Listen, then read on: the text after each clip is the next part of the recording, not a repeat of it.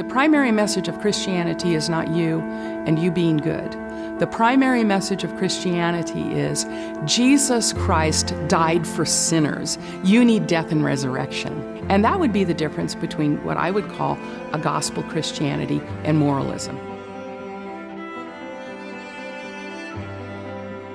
Moralism is the belief that I need to work hard to gain God's favor, and that what God is primarily interested in is my obedience.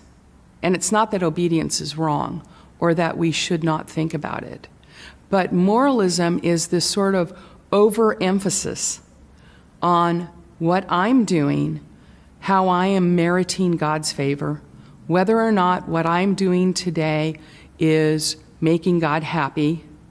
It's that sort of do good.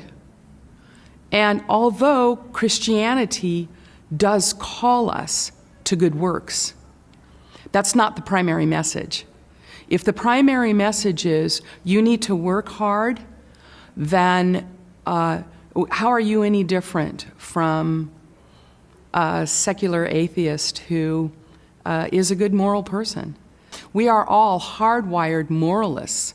We are all hardwired legalists by heart. You see, and that's why the gospel brings death to us. See, the death that the gospel brings to us is a death to my own ability to get it right, to get my act together. So Jesus calls us to die to ourselves, but I don't think that's primarily dying to my own desires. I think that the death that's the most difficult for us is a death of my own self-confidence. If you give me the right 5 steps and I can write them down on a list, I'm going to get it together.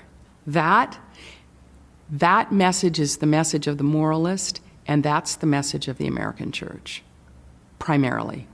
Give me the 15 things. Give me the 3 things. Help me get my, and particularly among serious Christians, because we're not being fluffy. You know, it's not like, well, I'm just going to tell you some story and we're all going to laugh. It's not that. It's, I'm going to give you 15 ways to make God happy. And that's moralism. So a moralistic message would sound like, do this and you'll be happy. So a moralistic message would be, I mean, we could take even Scripture. We can take Scripture. And we could take a passage like, let's say, Colossians 3. If then you have been raised with Christ, seek the things that are above, where Christ is seated at the right hand of God. Set your affection on things that are above, because you have died, etc. We would take a message, a moralist would take that passage and make it primarily about the obligations in that passage, which is set your mind on things above, set your affection on things above, and skip over the gospel message, which is you've died and you've been raised and Christ has ascended and you're seated there with him. See, that gospel message is the very message that's meant to impel obedience. So if I want to become a woman who has a desire to set my affection away from here and on there, on the Lord, then how do I get there? I get there by thinking about what Christ has already done for me, instead of thinking about what I need to do. So the quintessential moralistic message of the last 10 years is WWJD. What would Jesus do? Well, that's an okay question to ask, but that's not the first question, and it's not the question that's going to motivate you. See, I don't need Jesus as an example, because you tell me Jesus loved his neighbor and that's what I should do. Luther said, I will either be proud or I will despair. On the days I think I'm doing it, I'll be proud.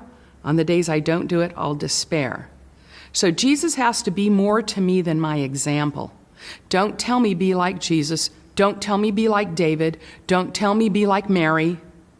Tell me Jesus has done all this for you. Jesus has already lived this life for you, and you have his righteousness. Now live in the light of that. See, that's the difference in the message. So Jesus can't be just my example. Jesus must also be my righteousness. And it's in the light of the fact that I've been justified, which is not only just as if I had never sinned, completely forgiven, but also just as if I had always obeyed, completely righteous. In light of that, in light of the fact that that's my record, then you tell me to obey.